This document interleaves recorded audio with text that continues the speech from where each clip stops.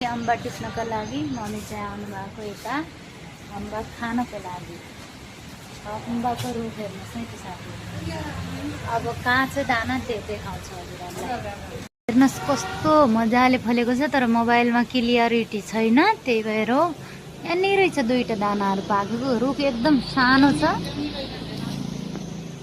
आइसके साथीहरू अम्बा खान अम्बाका रुखै पनि बसिएको छु। हेर्नुहोस् यहाँनिर यता रुखको तलतिरको अरू मान्छे पनि आएर बस्नु भएको छ।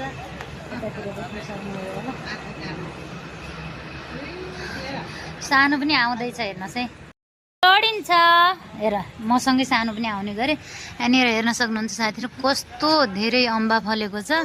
नजिकको मान्छेहरू जो हुनुहुन्छ आउनुहोस् है त खानको लागि।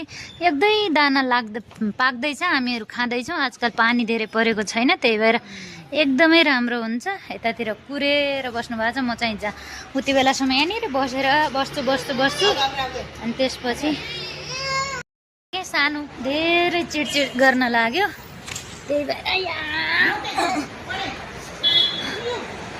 बादल बरसाउँदै जिउनी चिसो चिसो मौसम छ तातो जवानी। मम्मीले चाहिँ तलबाट देखाउँदै हुनुहुन्छ अम्बा। अब चाहिँ म हजुरहरूलाई पाकेको अम्बा देखाउँछु है त कसरी टिप्छु म भनेर। यहाँनिर माथिबाट ऊ पनि छ कि साथीहरू, हेर्नुहोस् है यो दाना देख्नुभयो होला नि हजुरहरूले। अब चाहिँ निकाल्नु पऱ्यो, म चाहिँ सक्दैन। हेर्नुहोस् है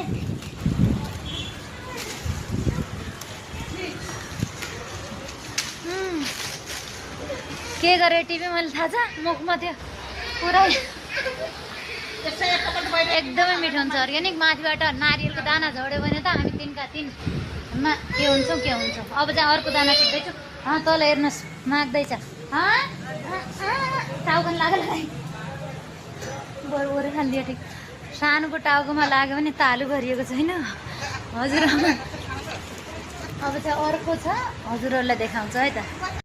देख्नुभयो होला नि यहाँनिर, यो पनि एकदम मिठो छ, गुलियो छ काँचो भए पनि। यहाँनिर हेर्नुहोस् न यो हाँगा पुरै भाँचिहाल्ने साथीहरू। यो हाँगा चाहिँ नोक्सान धेरै गरे।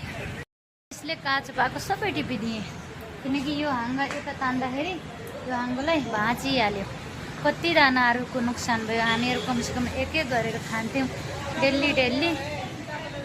अब चाहिँ खान्छौँ है त। आउनुहोस् है त साथीहरू, कसलाई मनपर्छ अर्ग्यानिक अम्बा। हाम्रो घरमा सबैजना अम्बा लभर।